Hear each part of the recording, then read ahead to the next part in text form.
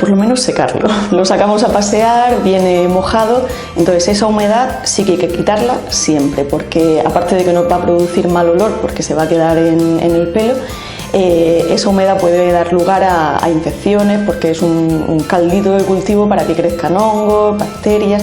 Entonces siempre cuando volvemos del paseo, si se ha mojado, al menos secarlo muy bien para que no quede ningún tipo de humedad. Si además por barro o lo que sea se ha manchado, entonces sí se baña y después se seca.